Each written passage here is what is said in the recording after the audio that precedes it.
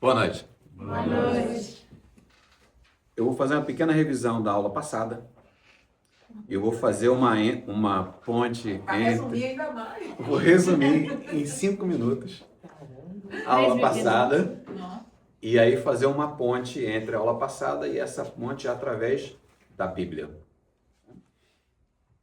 Então, na aula passada, nós falamos sobre a linha do tempo do Antigo Testamento e do Novo Testamento.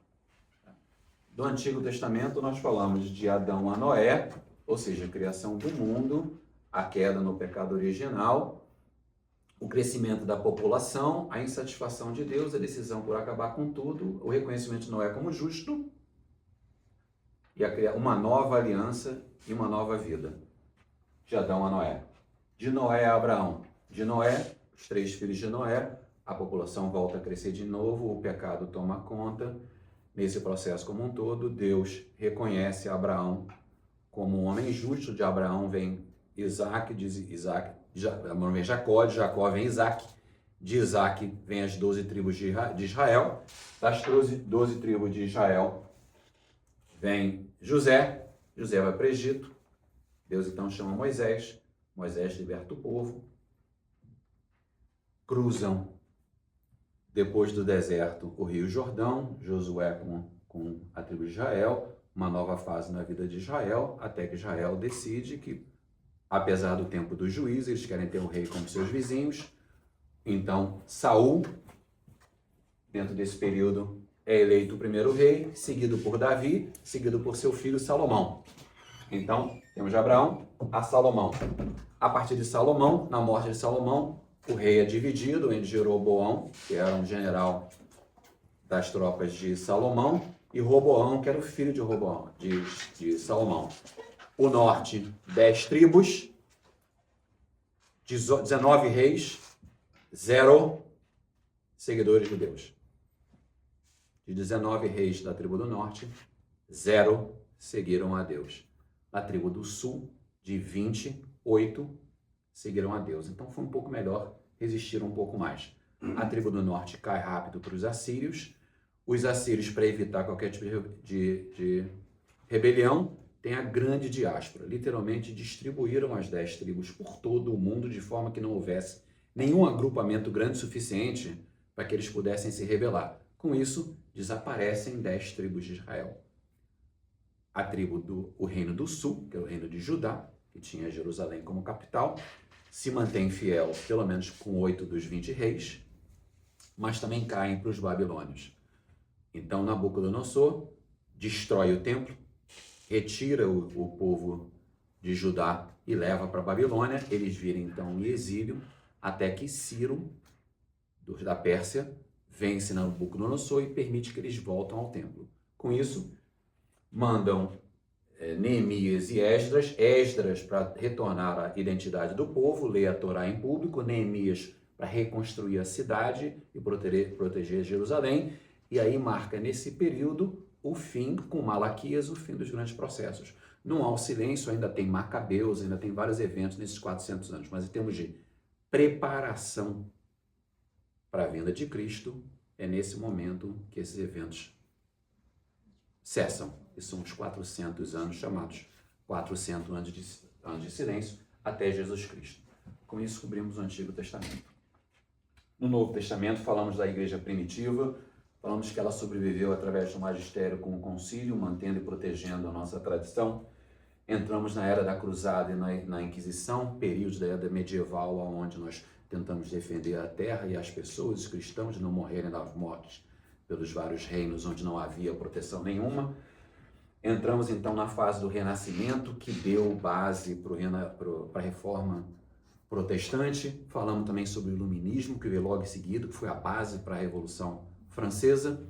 A partir daí se criou o secularismo, que só veio expandindo, e a perseguição aos cristãos então cresceu mais ainda com a separação da igreja e do povo, e com novos movimentos como comunismo, fascismo, nazismo, todos eles contra a igreja, tentando retirar a religião das pessoas para que eles tivessem poder total sobre a narrativa. Então era fundamental um ateísmo. Chegando aos anos 1900, Temos então a igreja reconhecendo a necessidade de se aproximar, modernizar e trazer mais uma mensagem mais moderna para os seus fiéis. Houve então o trabalho do Vaticano I e do Vaticano II, da onde saíram o catecismo, o OCIA como isso, o diaconato estava de volta, começa então um movimento ecumênico dentro da igreja, e a igreja se posicionando a tentar mostrar a nossa tradição aos fiéis e recuperar a fé no mundo extremamente secularizado, onde nós somos bombardeados para nos afastar da fé, ao invés de nos aproximar da fé. Então, o relativismo e o secularismo são os grandes desafios do século XXI. Resuminho rápido do resuminho da última aula. Perdeu. Entendeu? Perdeu. Resumo do resumo. Perdeu o resumo. Boa noite. Quando que as 12 tribos, sim, só vira 40 novos Não, grupos? não. É tipo, Estava perguntando sobre quando as 12 tribos de Israel deixam de ser as 12 tribos e aí que cria o norte e o sul e aí vai um pouco para o norte. Quando Salomão morre, há uma disputa de quem será o próximo rei. Essa disputa leva a que 10 tribos se juntam a Jeroboão, que era um comandante de Salomão, e duas tribos ficam com Roboão, que era filho de Salomão. E ele, por ser filho de Salomão, e ter vivido a história de Salomão, e ter vivido os erros e a história de Davi, entende a necessidade de continuar junto a Deus, seguir a Deus. Por isso que a tribo do sul, Judá e Benjamim, as duas tribos, dentre os 28 são seguidores, porque existia essa semente forte de Roboão, que viu o que Davi e o que Salomão sofreram toda vez que se afastavam de Deus. Eles se afastavam, eles sofriam, eles se aproximavam, a tribo crescia, eles tinham os benefícios divinos. Então, conhecedor dessa verdade, a tribo do sul permanece fiel a Deus. A tribo do norte, que já foi uma separação nessa confusão, nenhum dos reis eram fiéis, todos foram ímpios e caíram mais rápido. E foram totalmente dispersos. Então, quando os assírios invadiram o reino do norte, eles distribuíram toda a população das 10 tribos entre todo o reino assírio na época. E com isso todos perderam sua identidade. Na diáspora, na verdade, nós temos livros que foram escritos na diáspora. Foram retidos. Mas com o tempo eles perderam a identidade e começaram a viver a identidade do povo da região onde moravam. E aí aderiram aos deuses locais, aos hábitos locais, e com isso a identidade daquelas tribos morreram. Até hoje não existe essa referência às 10 tribos. Tanto é que a partir do retorno da Babilônia para Jerusalém, com o auxílio de Ciro, eles passam a se chamar judeus. Porque a única tribo que tinha identidade era a tribo de Judá. Essa guerra toda contra a igreja foi a partir do iluminismo, não é isso? A guerra contra a igreja começou com o ministério de Cristo. Sim, mas assim, essa parte toda desses pensamentos contra esse comunismo, essas coisas. Não, já começou desde antes. Acho que o grande passo foi então quando a igreja se separou do governo, que aí perdeu força e caiu mais para cima. Durante toda a história da igreja, a igreja nunca teve paz. Lembra? Quando a igreja começa a crescer, é perseguido pelos judeus. Começa a crescer um pouquinho mais, perseguido pelos romanos. Começa a crescer um pouquinho, tem grande liberdade, começa a crescer um pouquinho mais, começa a idade medieval. Aí na idade medieval tem a invasão dos osigodos, dos visigodos, dos bárbaros, dos hunos, todos comendo a Europa de cima para baixo, o que reduziu a presença de cristãos. Aí vem a igreja lutando de volta e recuperando esses ambientes. Aí a França se posiciona como um grande reino cristão, ganha força, a igreja expande. Aí vem o movimento otomano-persa que invade do norte do África a Europa. Então, a igreja reduz novamente. Né? Aí a igreja vence com os reis cristãos, se unem, vencem, retiram os otomanos da Europa, começam as cruzadas, ela começa a expandir, aí os muçulmanos novamente recuperam esse terreno, quer dizer, mais uma vez reduz, começa o Renascimento, começa o crescimento de sentimento iluminista, a França, a Revolução Francesa, a França invade a Itália, prende o Papa morre no exílio, mais um Papa. Então, a perseguição nunca parou. É um processo... Pensamento secularista, essas coisas que começam no iluminismo. Começa no iluminismo. O relativismo começa no Guilherme de Ockham, que é um inspirador de Lutero. Começa esse relativismo de eu não preciso que uma outra pessoa defina o meu caminho da verdade. Se eu tenho noção... O eu assume, o antropocentrismo, né? O eu assume. Então, essa é um dos movimentos que atacaram a igreja na sua história. Por um acaso, é um movimento que nasceu daí e nós vivemos até hoje. Né? Mudou de cara. É meio que uma inclusão de dentro para... Foi, de certa forma, uma inclusão de dentro para fora, porque gerou esse sentimento, na verdade, foram erros dentro, foram pessoas que usaram de posição da igreja para benefício próprio. E com isso manchou o nome da igreja. As pessoas começaram a associar a atitude daquelas pessoas à missão da igreja. Falou da peste bubônica, que sofreu. Entendeu? Então, isso prejudicou, a reforma nasceu exatamente da insatisfação. A Guerra dos 30 Anos também nasceu, começou por isso, virou razão política depois. Mas começou também por isso. Então, existia um movimento muito grande de insatisfação com a atitude de certas pessoas do clero. Mas isso aí aconteceu por conta daquele período em que os bons cristãos, padres, tinham sido dizimados com a peste. Foi com a peste bubônica. Na verdade, você tem uma instituição que é feita por homens, uma instituição que é feita por homens, alimentada pelo Espírito Santo, mas é feita por homens, por pessoas. Então, essas pessoas... Falíveis. Então, você tem momentos de altos e baixos. No momento de enfraquecimento da estrutura, pessoas se beneficiaram disso e usaram o poder da igreja. E aí, esses atos errados, facilmente identificáveis, colocaram em questão o posicionamento da igreja. É por isso que eu acho importante uma observação, que mesmo sendo padre, bispo, o que for, a gente respeita, mas a gente tem que buscar, caso a gente sinta alguma coisa que não condiz. É por isso que é importante o conhecimento, o estudo, porque não é porque é padre ou porque está num cargo de alto do clero que são infalíveis. Como os homens, né? Porque pensa bem, a verdade é que esses sentimentos, e aí você pode dar nomes a eles, relativismo, teoria da libertação, teologia da libertação, comunismo, infiltraram a igreja de hoje também. Entendeu? Nesse ponto Infelizmente, mas é uma verdade, que a igreja está lutando contra.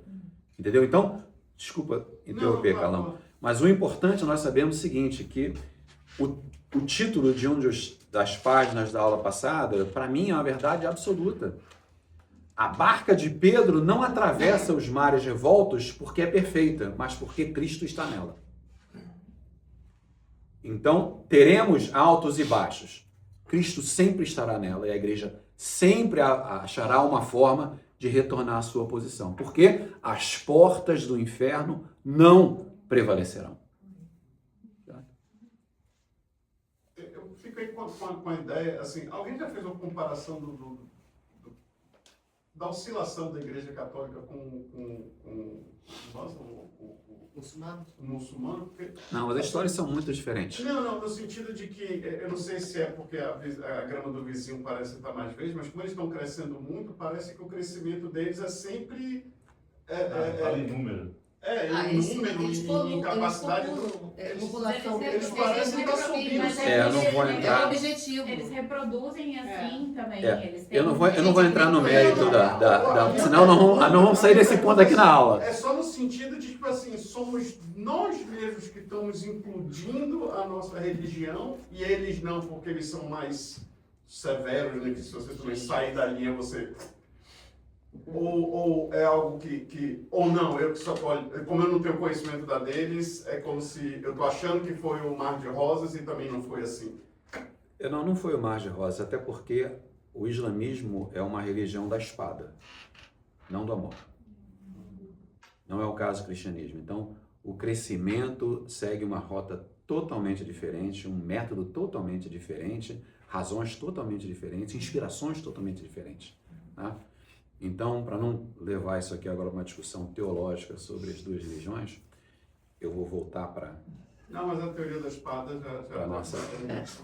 foi bem Você acha que a gente tem qual dos explicativa. ciclos da igreja que está tendo mais a perseguição dos cristãos ou não conta que a igreja consegue fazer? Lembra que eu coloquei uma pergunta de reflexão? Qual que é a constância? A constância é essa. Altos e baixos. Toda vez que o povo se aproxima de Deus, a igreja cresce. Toda vez que o povo se afasta de Deus, a igreja sofre. Essa é uma verdade em toda a nossa história. Então, nós hoje temos isso num nível mundial, onde isso é uma verdade. Nós temos áreas como a Ásia, onde a igreja está crescendo muito. Existe uma bonança de graças. Nós temos áreas como a Europa, onde a igreja está reduzindo muito por uma apostasia imensa, onde se vê os resultados disso. Quando você se afasta da sua fé. Entendeu? Ela perguntou o que é apostasia. Tá? Então, é bom de fazer pergunta mais alta, até porque se depois fica na gravação também. O que é apostasia? Mas você vê, vamos nos projetar agora daqui a 500 anos falando sobre a igreja na Europa. Nós não vamos falar, houve o crescimento do islamismo, não está falando. Você vê, na Europa se afastaram, foram consumidos pelo islamismo. Então não é tanto... É uma forma de ver. Não seria uma forma de ver? Que a igreja sofreu porque se afastou de Deus e foram escravizados de uma certa forma dentro de uma tirania religiosa porque se afastou de Deus, porque houve uma apostasia. Então, essa é a mesma coisa que foi acontecendo no passado tempo. Quando você olhou para trás, falou, olha, é verdade. Aquele povo se afastou de Deus. O iluminismo prega uma coisa neutra. Ecumenismo, né? O iluminismo, ele prega o ateísmo. Exato. Mas a ausência de alguma coisa não existe. Ela é... Mas essa é a posição de uma pessoa de fé. Por quê? O teu reconhecimento que a ausência não existe é fé.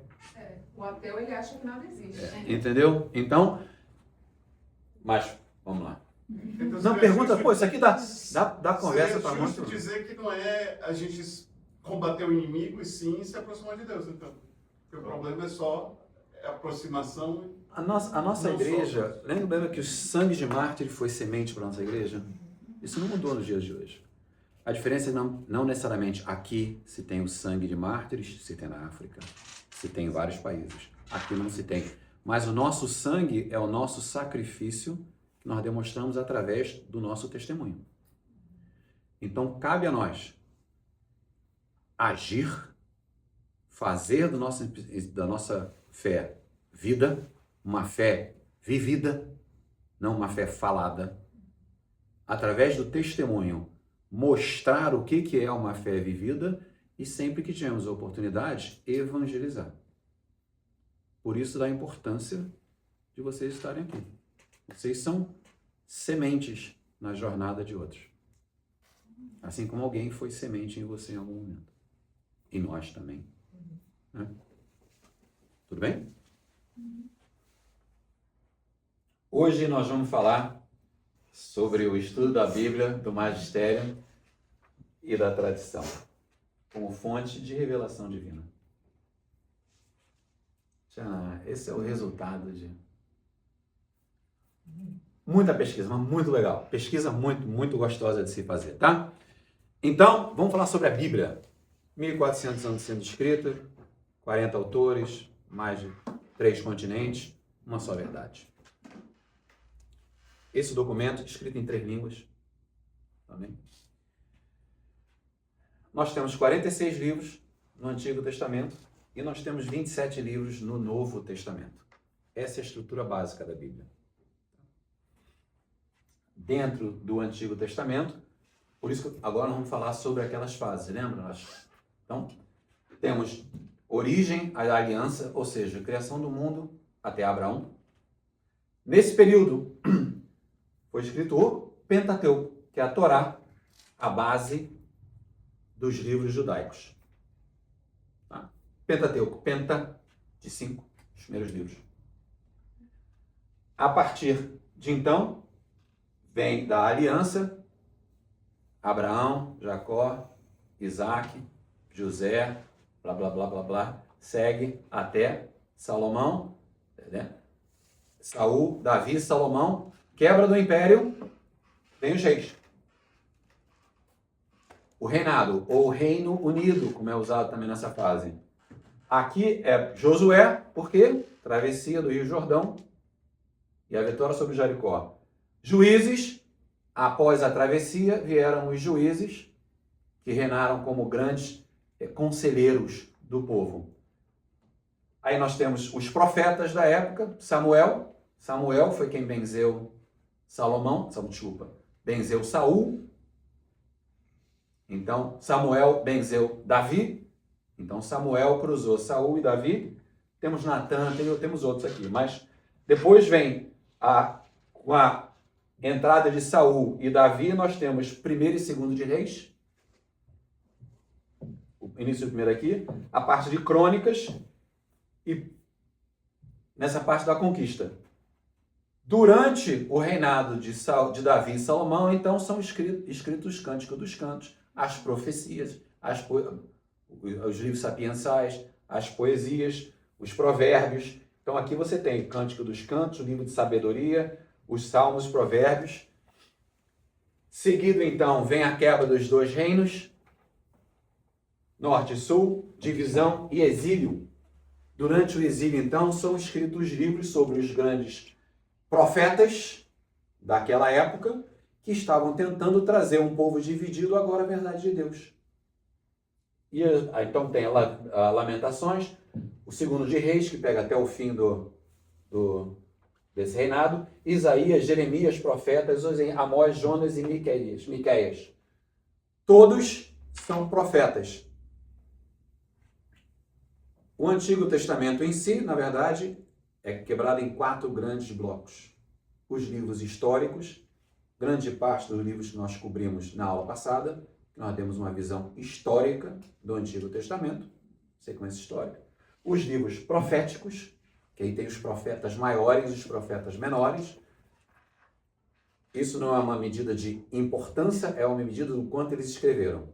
Os profetas maiores foram que escreveram muito, os profetas menores foram que escreveram poucos. Tá? Portanto, tem esse entendimento que às vezes profeta maior, achei que esse profeta fosse um profeta maior. Às vezes escreveu pouco, mas foi de grande relevância para o povo ou para o momento histórico. Tá? Os livros sapiensais ou de profecias, que são os livros de sabedoria, salmos, provérbios. E falei os 4, e o Pentateuco. É o 4º grupo. Tá? São esses 4 grupos. Então, você vai ver que aqui embaixo também coloquei se eles fazem parte de que grupo desses livros. Tá?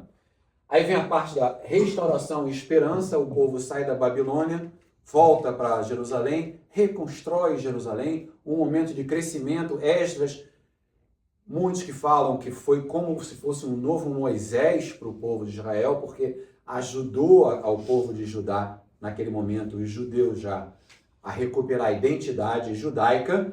Há um crescimento de esperança, e aqui aparecem, então, mais os profetas, as histórias de esperança, até que entramos, então, na reflexão final, que são os 400 anos, e vemos, então, livros sobre esse momento. O momento da luta dos Macabeus, o momento do fim dos Macabeus aqui, uma reflexão eclesiástica ou sirático, como é chamado, Joel, Abdias, Abacuque, Sofonias e Jó. São todas histórias desse período onde, para Deus, o povo estava preparado, foi um momento de estruturação do povo e preparação para a vinda do Messias.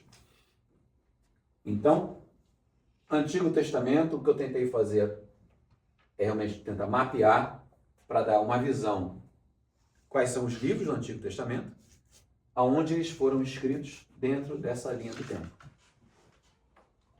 Bem até então? Qual é a ordem de leitura da Bíblia? Já vou falar aqui, né? Existe várias formas, tem formas melhores e piores de ler a Bíblia. Mas o ponto mais importante é que a Bíblia ela se vive, não se lê. Então, vamos falar sobre isso agora.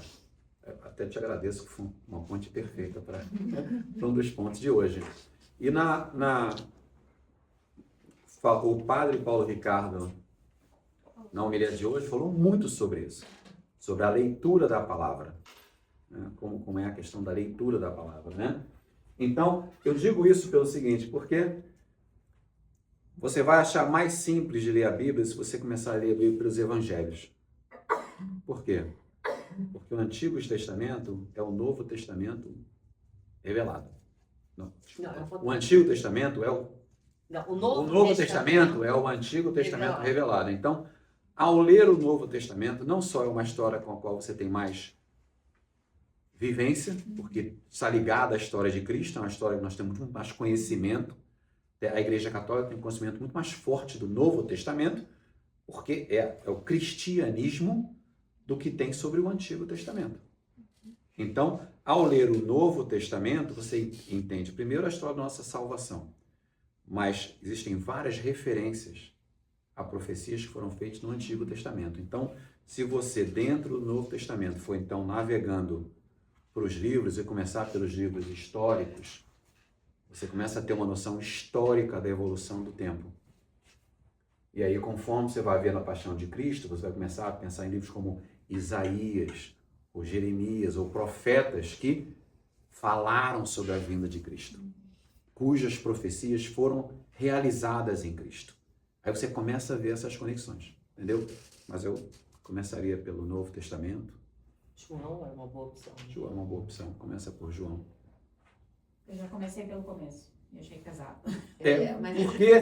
Porque você não consegue fazer essa... Deuteronômio, assim, direto. Não, pois é, quando você entra em Levítico, você entra em texto que você vai lendo. A árvore genealógica, daí tu começa a se perder, né? A galera livro pra gente ler de uma maneira convencional, não. Mas por isso que, assim, eu realmente recomendo, se vocês puderem, ou como parte da jornada de vocês, ou como próximo passo a partir do OCA, que vocês peguem um curso de estudo da Bíblia. Aí vocês vão ver a razão pela qual existiu tudo o que nós vamos estar falando aqui nesse catecismo.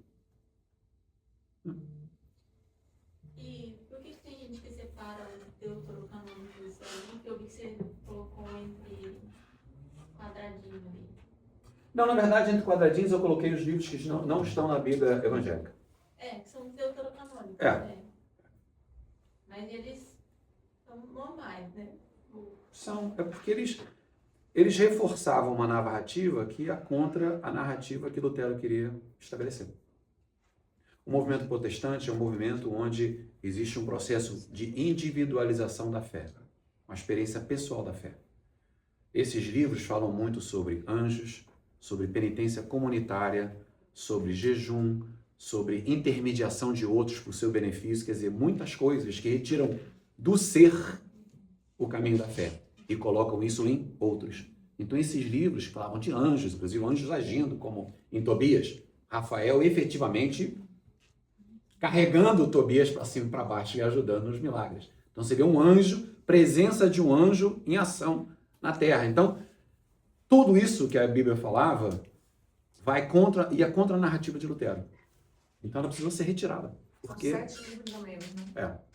E não, tem pedaços de Daniel, pedaços de Esther, porque falam muito disso também, da intermediação de outros pelo benefício do povo. Completos, tem pedaços.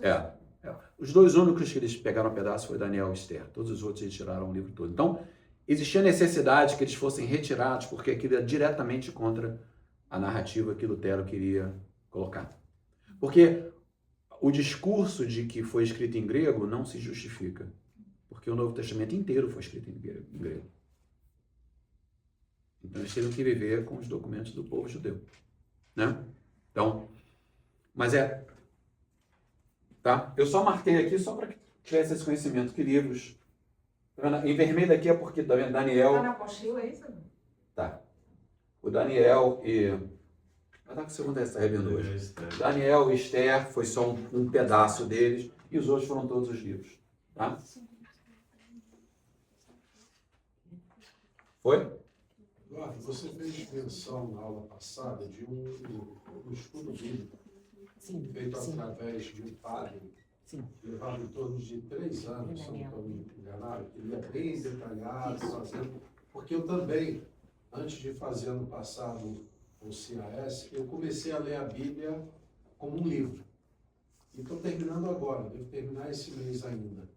Então, assim, eu concordo que realmente é a maneira errada, é pesado, algumas coisas, nós que somos leigos e não temos um acompanhamento, acabamos, vamos dizer assim, não interpretando, não entendendo algumas questões. E eu gostaria de fazer um curso bíblico. Qual que você recomendaria? Qual que você hoje apontaria, sendo talvez Olha, com a sua experiência? a Bíblia, eu tenho a dificuldade grande de olhar a Bíblia como um livro. Deixa eu começar por aí. É uma coisa pessoal. Eu Tá? reconheço que foi um erro meu ler como um livro, então, mas foi como eu fiz. Para mim, a Bíblia é o verbo encarnado em que nós temos acesso. Então, é difícil pensar num curso bíblico onde não haja muita interação.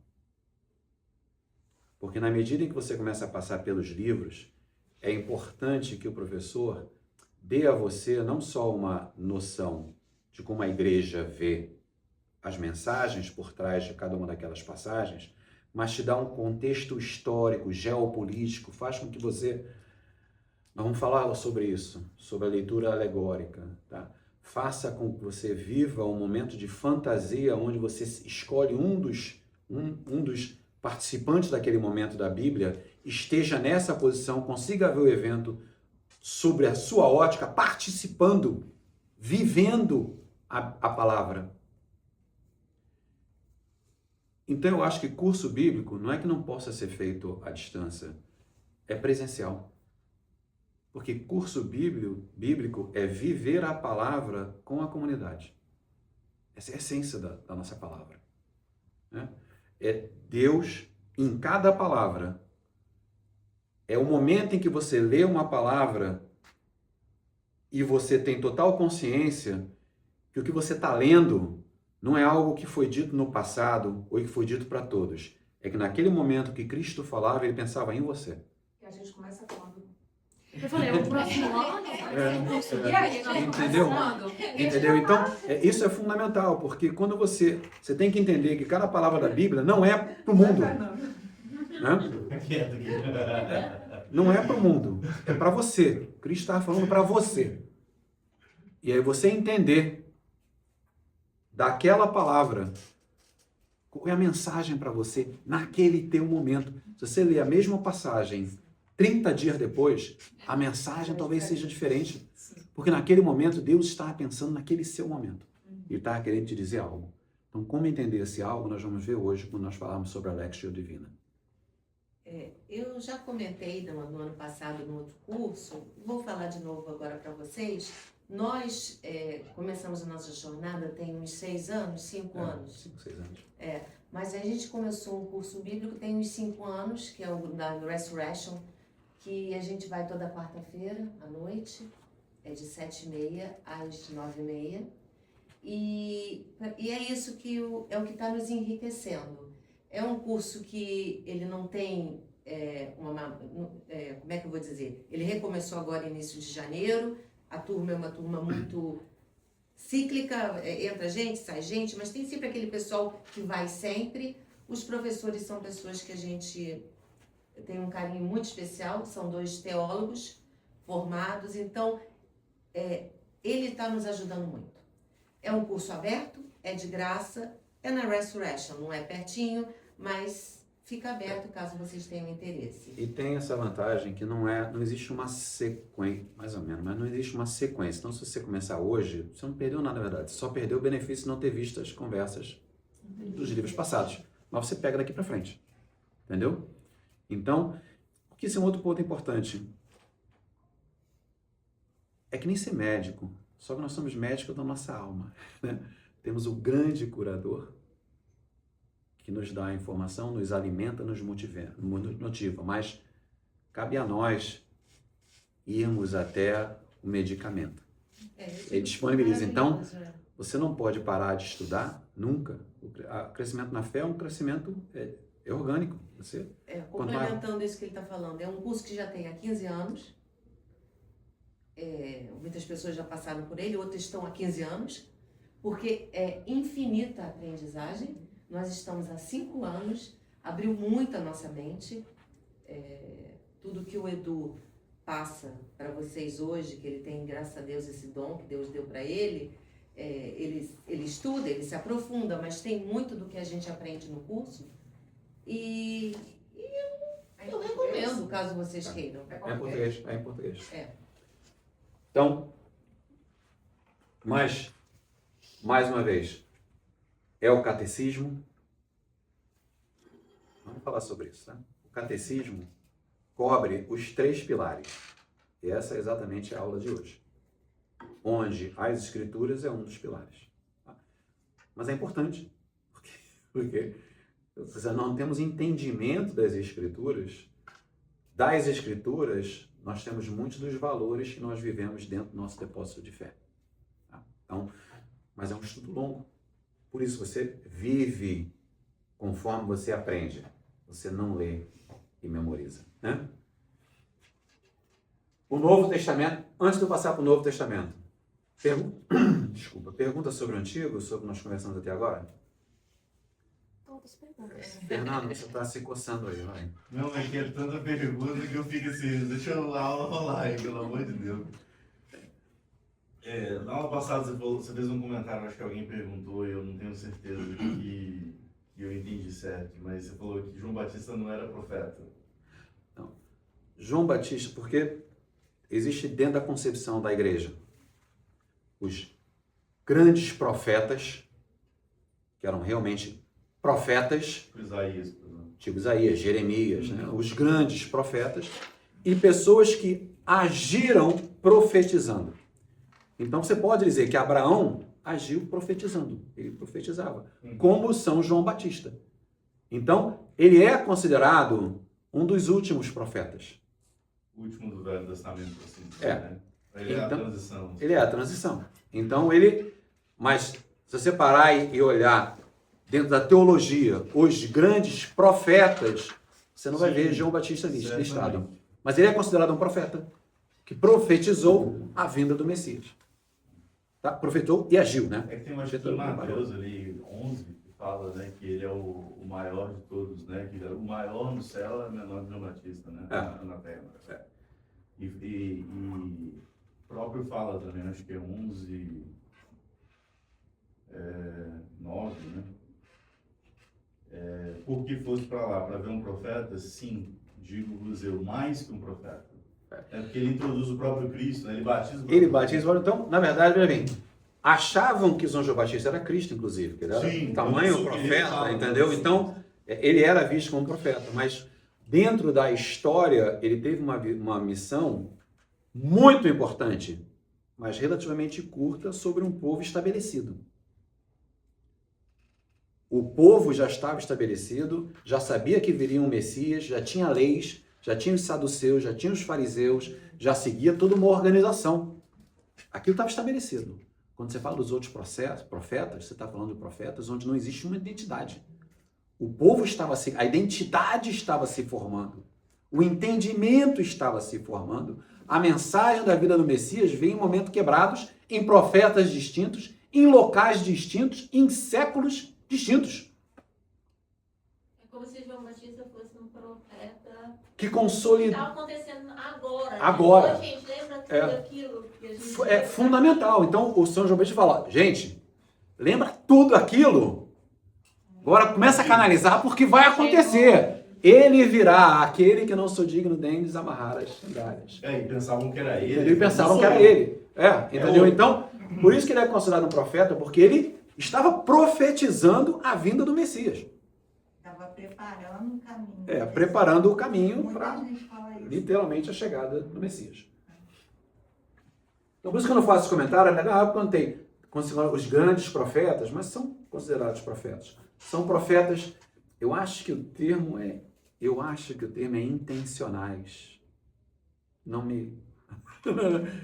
São esses profetas que têm um processo de profetizar alguma coisa, mas não são tão profetas tão grandes como nós tínhamos Elias, Isaías, Jeremias, entendeu? Eliseu. Ele também não escreve, né? Não escreveu Ele não nada. escreveu nada. Talvez por isso que ele talvez não seja considerado. Mas... Não sei. Também. Porque talvez para categorizar como profeta tem que ter escrito algum livro? Não, porque às vezes tem profetas que escreveram sobre ele, né? Sobre profetas. É o caso de São João Batista. Então, dentro do Novo Testamento, são 27 livros que são agrupados entre os 4 evangelhos, né? Mateus, Marcos, Lucas e João, onde o foco é a vida e os ensinamentos de Jesus Cristo. Tá? O Ato dos Apóstolos, um ótimo livro para começar também, é o Ato dos Apóstolos, porque te dá um grande, desculpa a palavra, resumão, né, da história toda. Então, fala sobre a expansão missionária e o Espírito Santo. Então, temos as cartas de São Paulo, durante suas viagens, durante a sua prisão. Então, temos aqui as cartas onde ele está enaltecendo, reiterando e motivando os novos cristãos. Tá? Então, ele fala sobre a doutrina e as instruções para as comunidades. Temos, então, as cartas católicas, que foram outros documentos importantes nesse processo de formação de identidade e consolidação de ideias, porque lembra, isso aí explodiu como... São Paulo viveu com Jesus? Não. São Paulo recebeu Jesus após a morte de Jesus, na queda, dizem que é a queda do cavalo, a polêmica sobre se ele caiu de cavalo ou não, que é o chão, mas ele viveu com os apóstolos, né? Sim, todos eles. Ele, inclusive, ele estava presente. Sim. Ele estava presente na execução de Estevão, né? O primeiro mártir, que era um diácono. As cartas católicas, então você tem a carta aos Hebreus, as cartas de Tiago, as cartas de Pedro, 1, 3 João e Judas, que são... Aqui já começa o processo de catecismo, início de um catecismo. São as cartas de exortação, de trabalhar os conceitos que estavam sendo confirmados pelos outros apóstolos e a posição mais católica da igreja. Você já começa a ter, nesse momento aqui, você já tem, porque você tinha assim, dentro dos apóstolos, onde Pedro tinha uma visão mais de falar com os judeus, onde Paulo tinha uma atitude mais de levar Cristo aos gentios, né? Aos não-judeus. Né? Até que no concílio de...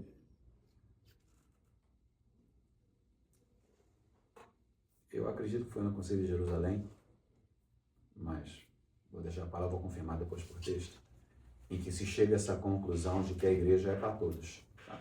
No concílio de Jerusalém, o concílio de Jerusalém não é considerado um concílio, porque não é um concílio ecumênico. Quando eu falo assim de concílios na igreja, você agora está falando de concílios ecumênicos, é juntar todas as igrejas, as noções de todas as igrejas, embaixo de uma única verdade. O concílio de Jerusalém foi o primeiro concílio onde os apóstolos se juntaram para definir as primeiras regras. E uma dessas regras, que eu vou confirmar, se eu não me engano, foi exatamente essa decisão de que a igreja era para judeus e gentios. Tá? Então, e também os livros o livro do Apocalipse, né? Profecia escatológica. Escatologia é o livro de Apocalipse, que fala sobre esperança e consumação final. Eu gosto muito quando fala assim do Apocalipse, porque as pessoas, quando pensam de Apocalipse, pensam no fim do mundo, mas para nós é o início da vida. Né? Quer dizer, a justiça final é quando nós passamos dessa época de misericórdia para a vida eterna. Então, é por isso, inclusive, que a igreja, com poucas exceções, sempre celebra a morte dos santos. Porque é o nascimento para a vida eterna, junto ao Pai. Então, para nós, o Apocalipse é o momento. Bom, nós temos que estar preparados para ele, mas é o momento. É que nós saímos do mundo do inimigo das almas para juntar ao nosso Deus. Tá? Perguntas? Eu sempre desde sempre pensei que os hebreus fossem cartas paulinas, né? A igreja define isso ou é mistério? Porque parece muito o estilo de escrita dele. É indefinido. Tanto é que não entrou dentro das cartas paulinas, intencionalmente, né? Na verdade, a separação dessas cartas, exatamente porque eles também têm uma tônica diferente. Veja bem. Ele também não fala, Paulo, né? Não assina, né? Mas tem também a questão da tônica, é agrupado dessa forma também, porque existia, eu vou dizer assim, quase que uma missão dentro daquele... Porque lembra, a Bíblia, a igreja conhecia a verdade e buscou os textos que refletiam essa verdade. E essa verdade tinha a intenção de nos mostrar o caminho da salvação. Então, o Novo Testamento foi construído para nos mostrar o caminho da salvação. Só que esse caminho veio em formas diferentes, que aconteceram em alguns momentos diferentes na cronologia dos apóstolos. Então, dentro de cada um desses grupos, existia uma intenção específica. Eu quero que esse grupo de textos traga a seguinte mensagem, né? Então, por isso que eles foram agrupados dessa forma. Tá? Deixa eu...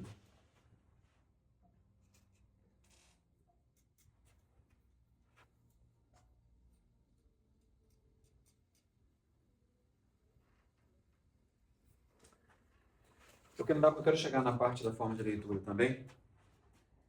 Então, a palavra de Deus é inspiração divina, a Bíblia é 100% humana e 100% divina. Relevância contínua, como eu falei, aquele texto, cada palavra que você lê é uma mensagem que foi escrita pensando em você, então ela é verdade agora, ela será verdade em 1000 anos, ela foi verdade há 1000 anos atrás. E é uma das grandes bases para o nosso crescimento espiritual. Por quê? É através de uma leitura espiritual da palavra do Verbo encarnado que nós nos transformamos.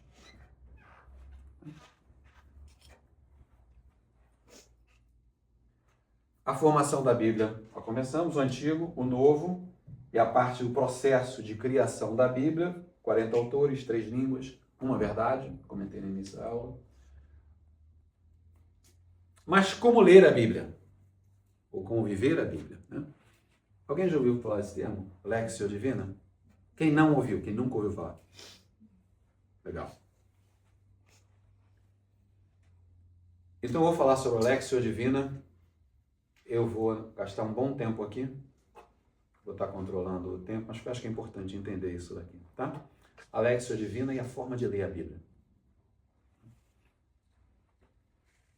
Lexio Divina, literalmente traduzindo, é leitura divina. Quer dizer, como é que você vive a palavra através da leitura das Escrituras? Tá? Eu gosto de o Padre Paulo Ricardo fez uma analogia que eu acho muito legal. Que é, primeiro, que antigamente não existiam Bíblias como tinha hoje. Então, os monges, os padres, tinham uma Bíblia, às vezes, para o mosteiro inteiro. Então, as pessoas liam a palavra daquele dia e tentavam memorizar o máximo possível. E aí passavam o dia inteiro remoendo aquilo, ou seja, eles passavam o dia inteiro meditando a palavra de Deus. Hoje em dia nós estamos acostumados a não memorizar mais nada, porque se a gente quiser a gente acessa de novo. Nós não sabemos o número telefônico mais ninguém, nós não sabemos, nós acabamos. Então quando a gente lê a Bíblia hoje, nós somos levados a ler da mesma forma. Lê, se eu precisar eu leio de novo, se eu precisar eu volto e leio. Então você não interioriza aquela palavra. Então, a Lexio Divina é exatamente um exercício de você mudar essa atitude, esse comportamento. Como é que você lê de forma que você vai interiorizar e viver aquela palavra, para que aquela leitura seja um momento de conexão com Cristo. Tá? Então, a leitura divina ela é quebrada em 4 etapas. Primeiro, a Lexio, na verdade é a leitura, é o momento que você tem o texto sagrado. E aquela analogia do passarinho, um passarinho muito interessante. É que fala com o passarinho quando vai beber água, ele bica a água, levanta a cabeça para engolir. Então é mais ou menos o que a gente faz com a Bíblia. A gente lê a Bíblia, levanta a cabeça para o céu. Depois lê um pouquinho mais, levanta a cabeça para o céu. Lê um pouquinho mais, levanta a cabeça para o céu. Entendeu? Adoro essa analogia. Então, o momento da leitura. A leitura é você em conexão com Deus, vivendo a palavra que foi escrita para você há 2000 anos atrás. Naquele momento, falando diretamente a você, pessoal. Então, o que aquele texto está me dizendo? A primeira leitura. Então, é Deus conversando contigo. Depois vem a meditação. É o momento que você começa, então, Deus está nos acionando, entrando em contato conosco e nos comunicando o que Ele quer dizer com aquilo. Essa é a comunicação estabelecida. Li o texto, comecei a meditar sobre ele, começo a dizer o que esse texto está me dizendo. Qual é a mensagem aqui? Como é que eu entendo isso dentro de mim? Comunicação. Como é que eu agora respondo a Deus? Oração. Você falou comigo, o Senhor falou comigo, agora eu quero falar de volta. Alexio Divino, na verdade, é chamado como leitura orante, porque é uma leitura em que você, na verdade, está orando o tempo todo. Você lê o texto e você começa a estabelecer um diálogo com Deus. De que forma? Ele traz para você a palavra, o verbo escrito, você se conecta com ele para entender, medita sobre aquela mensagem, depois você começa a responder para ele através da ação. E nesse processo de conversa, você descansa em Deus. Contemplação. Você começa a permitir que aquela leitura, aquela comunicação, aquela conexão comece a te transformar. Um detalhe, não só na Lexio Divina, mas na forma de ler, mas que é importante quando se lê a Bíblia, é que muita gente pensa em leitura de Bíblia, pensa no processo de você entender o que está escrito. Ou seja, de certa forma, você está julgando o que está escrito. Mas a leitura certa da Bíblia não é você julgar o que está escrito, é a palavra transformar a sua vida. Então, no fundo, só o que você está fazendo ao ler a Bíblia é permitir essa transformação. Você está abrindo esse canal de comunicação através desse momento de final de contemplação. Tá? Porque se você simplesmente ler a Bíblia e não se abrir à comunicação, você está fazendo uma leitura literal. A Bíblia não é a palavra divina, a Bíblia é um livro. Só o que você faz é ler e não permitir as outras 3 etapas do exercício da Lexio Divina, só o que você está fazendo é lendo. Então a igreja nos ensina que você tem 2 formas de leitura. Uma leitura literal e uma leitura espiritual. Que estão dentro de 2 formas como Deus fala conosco. Deus nos trata como criança, uma conversação condescendente, a forma como você fala com uma criança, porque ela não é capaz ou não está querendo te entender. E fala às vezes através da dor, através do amor, várias formas. Né? Mas está falando de forma condescendente. Ou reconhece a sua busca do amor e começa a te elevar. Começa uma conversa de elevação. E essa conversa de elevação começa por você primeiro estar buscando ler as Escrituras, entender a palavra de Deus. O verbo que se transformou em palavra para transformar a sua vida no caminho da salvação. A partir do momento que você fez a leitura literal, você começa então a leitura espiritual. Moveu daqui para cá. A leitura espiritual tem 3 etapas que são, na verdade, evoluções. Primeiro, a leitura alegórica. A alegória da palavra original é o conceito de você criar uma forma que não é existente, da fantasia. O problema para nós brasileiros é que nós associamos a palavra alegoria a carnaval, que não deixa de ser um aspecto, porque é uma fantasia.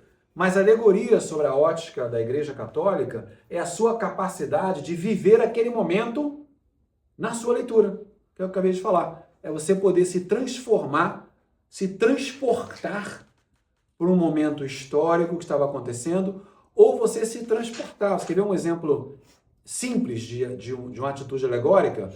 Você na missa está rezando, você se imaginar ajoelhado na frente de uma grande luz.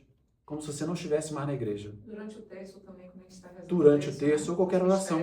Veja bem, você se transportou, você deixou o físico e você criou um momento alegórico onde você viveu uma fantasia para te permitir uma conexão. Então você consegue sentir o calor daquela luz, você sente na tua pele a mudança, porque você está vivendo a palavra. Essa alegoria, existe no processo de alegoria, existe um fortalecimento da fé. Você começa a viver aquilo que você antes tinha somente lido. Tá? Então a palavra-chave aqui é do fortalecimento da fé. A partir daí, você começa a viver aquele ensinamento, aquilo começa, e você se permitiu, lembra que você se permitiu? Você passou dessa meditação para a oração, você estabeleceu a conexão, você começou a se movimentar para um processo de contemplação. Você está permitindo que a palavra te transforme, porque aquelas coisas começam a fazer sentido na sua vida. Aquelas virtudes começam a aparecer em você. O momento de oração é um momento de você vive absolutamente as virtudes teologais: fé, caridade e esperança. Você começa a orar porque você tem fé naquela conexão. Aquela fé cria uma esperança numa vivência em Cristo. E a vivência em Cristo desenvolve em você transformações para trazer em você o amor vivo de Deus, que é a caridade. Então a oração é um momento teologal. Fé, esperança e caridade. No momento em que você se permite transformar, aquilo começa a criar em você as virtudes. Lembra? Você é alimentado pelos dons do Espírito Santo quando você está aberto. Você vive essas virtudes na conexão com Deus. O desenvolvimento dessas virtudes em você gera em você uma capacidade mais forte de amar, que é a ação do amor de Deus em você, transformada em ação entre você e a criação. Essa transformação. Então, a leitura espiritual moral desenvolve em nós a capacidade da caridade, de viver o amor divino. E no momento em que eu fortaleci a minha fé e desenvolvi as virtudes, eu começo a ter, ver e sentir a presença divina. E quanto mais eu sinto e vivo, mais perto de Deus eu quero estar. E com isso desenvolve em mim a esperança. Esse momento com Deus, após o nosso processo de santificação, purificação, purgatório, e essa visão beatífica. Portanto, a leitura anagógica traz em nós a esperança. A Lectio Divina é um exercício que pode demorar quanto quiser, mas normalmente entre 10 e 20 minutos. Não é nada que você fique.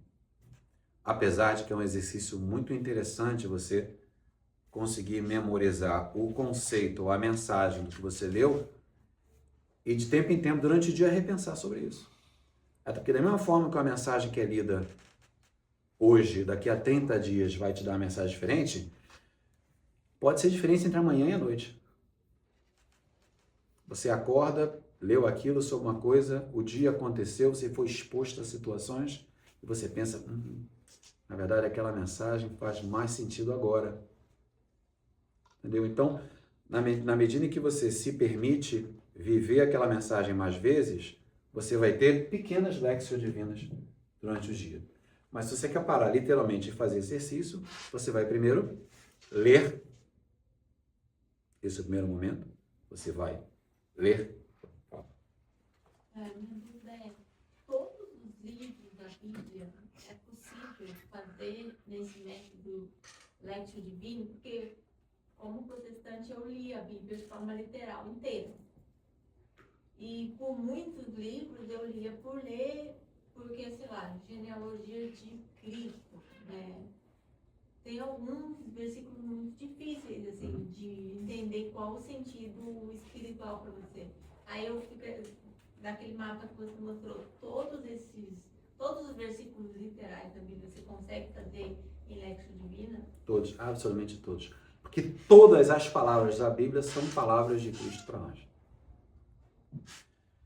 Quando você lê Salmos, Provérbios e alguns livros onde são os livros de sabedoria, essa conexão é mais fácil, porque é uma coisa quase que direta. Está te dizendo, e ele trouxe ao povo e reergueu num momento de esperança contra todas as dores dos inimigos. Então você começa, esse é o desafio que eu tive hoje. Você consegue fazer uma associação muito rápida, porque fala das dificuldades, das batalhas, dos sofrimentos, das vitórias. E a nossa vida é feita disso. Então essa conexão é direta. Mas por isso que a questão do estudo bíblico é porque muitas vezes quando você começa a ler uns textos que não são necessariamente uma conclusão direta, quando você lê e entende o que está por trás daquilo, você entende a mensagem daquilo ali. E aí você consegue fazer aquilo refletir no seu dia. Então o que faltava era esse lado daqui, que é o aspecto espiritual. Onde você entra, então, no desenvolvimento dessas virtudes, que volta, então, às crenças fundamentais, os mistérios da fé, lendo em consideração todo o resto que nós já cobrimos. Porque tudo isso, você tem essa base que já recebeu no catecismo, quando você for ler, sem notar, você está pensando... Acabei de falar sobre as virtudes teológicas. Você, sem notar, aquilo já está incorporado na sua forma de agir. Porque você recebeu a base. Entendeu? Então, a Léxio Divina, um exercício, uma forma rápida, alguns passos. Você lê, faz a leitura, faz o sinal do terço, pede a vinda do Espírito Santo, que é fundamental. Espírito Santo, me ajuda a entender o que eu vou ler. Permita, abra meu coração, amolece esse coração de pedra. Você pede o Espírito Santo para te ajudar a entender. Aí você passa por esses 4 passos e fecha com o Pai Nosso. Então você se conecta a Deus, faz os 4 passos, descansa em Deus na contemplação, fecha uma oração que Jesus Cristo nos ensinou, que o Pai nos ensinou, o Pai Nosso. Porque ali você faz todos os pedidos que você possa ter pedido ou não durante aquela leitura. Porque é o pedido de crescimento, pedido de fé, pedido de perdão, pedido de misericórdia, pedido de ser alimentado todos os dias, tudo o Pai Nosso nos dá todos esses pedidos. Entendeu? Então, a Léxio Divina são basicamente esses passos. E a forma de ler, mesmo que você não queira fazer a Léxio Divina, formalmente falando, passar por esses passos, se você se entender a necessidade de que toda e qualquer leitura tem que passar pela espiritual, e toda leitura espiritual passa por fé, esperança e caridade, você vê, são as 3 virtudes teologais. Vê como as coisas vão se encaixando. É legal demais. Né? É bonito demais. Então, em termos de fazer Léxio Divina, nunca é um texto muito longo, porque... Não, às vezes é uma frase. Né? Às vezes é uma frase. É que eu acho que a dúvida dela é assim, censo. Tipo assim, o versículo só tem número, não, porque a casa de não sei quem contou com 27.300. Aí é complicado mesmo, entendeu? Mas ele tá falando de um texto, né? Você lê, como é um exercício realmente curto, você lê. Uma coisa muito boa é você ler o texto do dia. Para todos os dias tem uma leitura, então você pode pegar.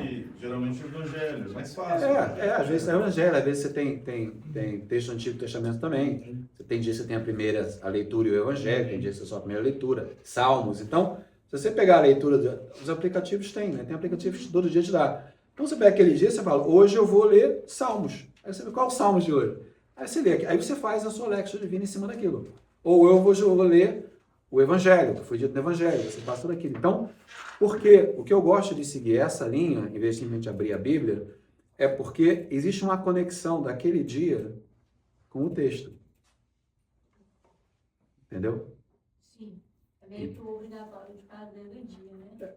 Existe uma mensagem por trás, existe uma construção durante o ano, existe uma evolução durante o calendário litúrgico. Só que se você fizer nos 3 anos, você nunca vai pegar a Bíblia completa. Nunca. Essa é a minha dúvida. Então, assim, os que não estão nesse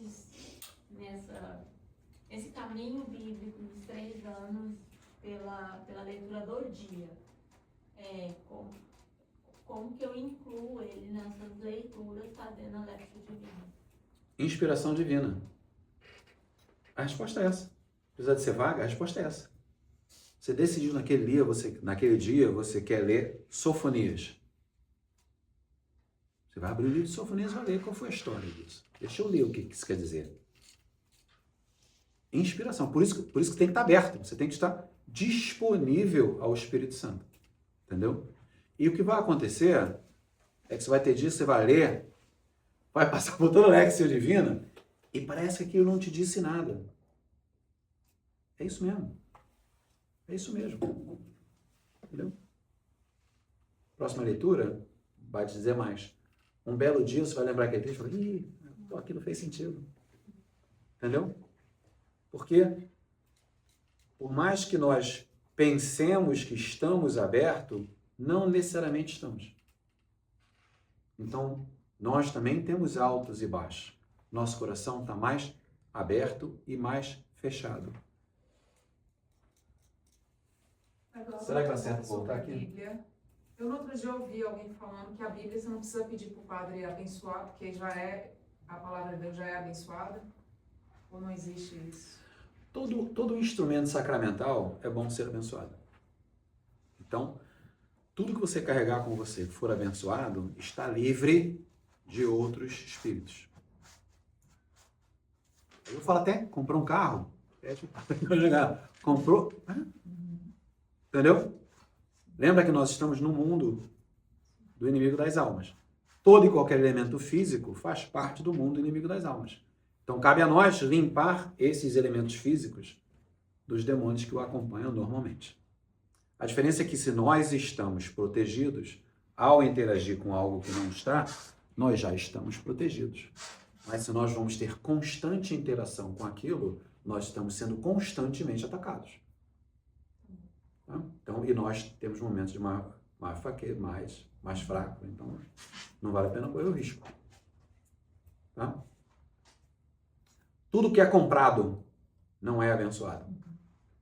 Então, no momento em que você, mesmo que aquela Bíblia tenha sido abençoada, no momento que você compra a Bíblia, que há uma transação financeira, aquela bênção desaparece. Entendeu? Então, qualquer coisa que você tenha comprado é bom sempre abençoar.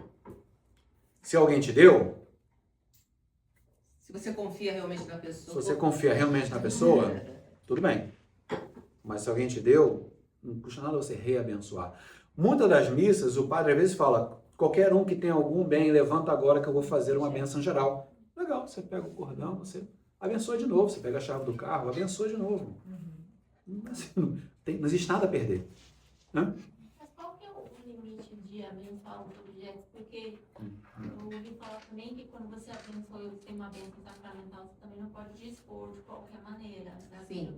Você não pode dispor, mas você pode abençoar aquilo várias vezes. Você não tem limite para abençoar. Como é dispor, gente? Não pode jogar fora. Jogar Você não pode fora, pegar sim. alguma coisa que foi abençoada e jogar fora.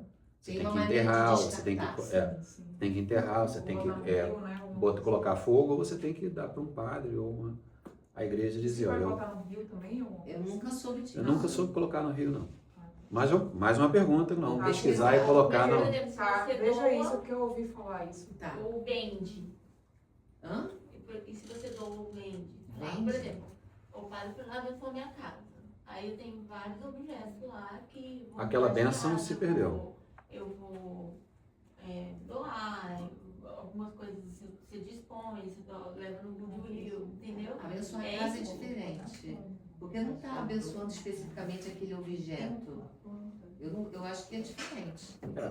Tem a diferença de você se dispor. Vendeu, perde a bênção. A casa está abençoada. Você vendeu a casa, aquela bênção foi embora. E as coisas que estão dentro da casa, se você não vendeu, continua tudo aqui. Porque não se tornou um sacramental. A bênção de uma casa, que na minha concepção, a gente pode pesquisar, mas Com não é um certeza lá, mas sacramental. O sacramental é um objeto que você carrega. A casa O sacramental é esse, é o terço, entendeu? Coisas que você abençoou. Mas eu vou dar uma olhada só para essa questão de doar. Eu acho que você, dando de presente a alguém uma coisa abençoada, não perde a bênção. Sim. Entendeu? Também acho que não. Mas eu não sei com relação a doar, porque é diferente de presente. É. Presente é o intencional. Você quer passar aquela bênção para alguém por um amor àquela pessoa. Aí eu sempre Tá. também aviso, olha, tá abençoado. Abençoada também faço. É. A pessoa tratar com respeito e saber que não pode ser descartado.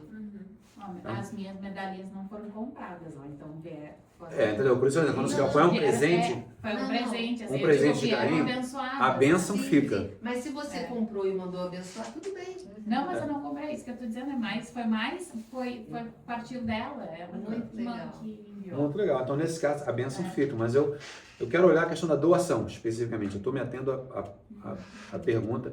Doar, se você dá de presente a bênção fixa, na verdade, você está repassando uma bênção. É porque eu também entendo que a gente não pode começar a pegar todos os objetos e abençoar tudo assim, como se a gente... Banalizar, né? Banalizar, exato, acho que essa é a palavra. Também para não banalizar esse pedido de bênção dos objetos. Não tornar tudo que a gente É toca... que é mais para sacerdotal. coisas realmente. Quer dizer, o nosso carro, a gente dirige, tá nele sempre. É uma coisa muito importante pra gente, está carregando a nossa vida. Então eu acho que a gente tem que ter essa cautela também que você está falando, de escolher os objetos. Né? A tradição- Essa é dureza, hein? Oi? Abençoa o sofá. Pessoal, sofá. Então, a tradição da Bíblia, como nós falamos, é a tradição viva, complementa a Escritura e são os elementos. O que é a tradição? A tradição é a verdade que foi passada dos apóstolos para os sucessores dos apóstolos e até hoje, nos mostrando todo o depósito de fé. Um pedaço desse depósito de fé foi transformado em palavras e em textos, estão nas Escrituras. Outro pedaço foi transformado em palavras e textos e não fizeram parte da Bíblia, mas existem. O Vaticano tem muitos textos, são reconhecidos pela Igreja, mas que não estão na Bíblia porque não faziam parte daquela mensagem principal cuja Bíblia teve sua missão e objetivo. Tá? O papel histórico da tradição. Manteve a fé durante perseguição, então era muito importante que essa tradição fosse mantida, porque no que a perseguição ocorria, as pessoas se afastavam. E ao se afastar, é possível que a evolução não passasse de pessoa para pessoa. Então, as pessoas começavam ou a esquecer ou a criar interpretações. Então, era importante que essa tradição fosse protegida e perseverasse, independente das perseguições. Criar uma unidade, uma única verdade, uma única tradição. Autenticidade é a tradição que veio dos apóstolos, passaram para os bispos e assim em diante. Papas e bispos. Carta, mas está também no catecismo também. Portanto, irmãos, passa a Bíblia. Portanto, irmãos, permaneçam firmes e apeguem-se às tradições que foram ensinadas a vocês, quer de viva voz, ou quer por carta nossa. Ou seja, nem tudo o que nós acreditamos está escrito, porque parte dessa tradição foi passada por viva voz. Então, aqui especificamente, nós não temos sola escritura como forma de ver a verdade. Tá? Nós acreditamos que o depósito de fé é mais do que está na Bíblia. Quem manteve essa tradição? Vem do ensino dos apóstolos, os padres da igreja, em padres literalmente, bispo, padre, toda a instituição, os concílios ecumênicos mantiveram a unidade da fé, toda vez que havia uma heresia, então a igreja se reunia, resolvia aquela heresia e reafirmava a fé, e a liturgia e os sacramentos, na qual nós somos lembrados toda a missa do nosso credo, no que a gente acredita, no Evangelho, nas leituras da Bíblia, na comunhão com Cristo, que nos alimenta para que nós possamos, no fim da missa, ir evangelizar. Ide em paz. Frase importante, falei algumas vezes de forma diferente, mas a fé não é apenas lida, ela é vivida e transmitida.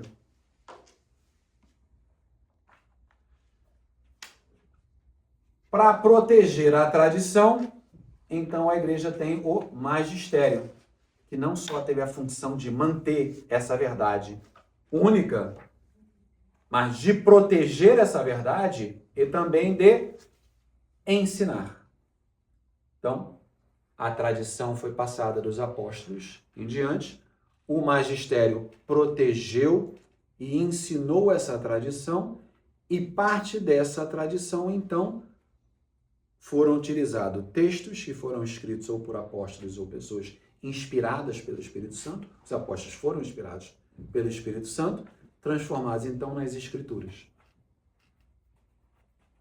Então, o magistério são os guardião da fé, a unidade doutrinária, uma única verdade através da tradição, e faz o ensinamento, que é a parte de ensinar aos fiéis. A tradição, o magistério e as escrituras formam, então, em harmonia perfeita o nosso depósito de fé.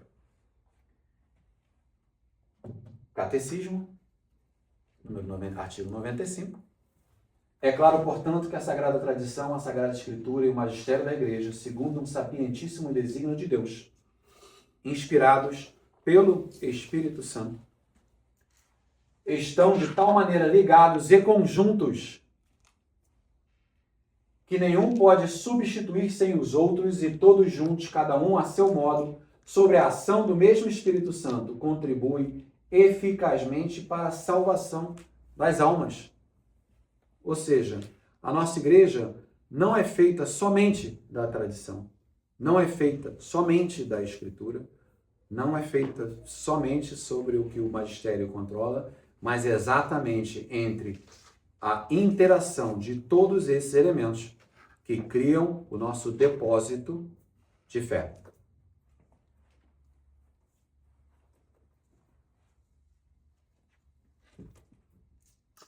Para que isso se mantenha vivo pós-OCA e num crescimento constante, é importante que haja um estudo bíblico, que nós continuemos nos alimentando de Cristo, recebendo as graças através da comunhão e na participação da liturgia. Veja bem, não é ir à missa, participar da missa. E através de uma formação contínua. Como falei, é como ser médico. Você não para de estudar nunca. Você não para de evoluir nunca, porque lembra aquele desenho muito bem feito dos barcos? Aquela obra-prima de Miró? O vento está te jogando para trás o tempo todo. É a sua fé e as velas abertas de um coração disponível ao Espírito Santo que permite essa movimentação na direção da sua santificação, no seu caminho de santidade, em direção a Deus, nosso Senhor.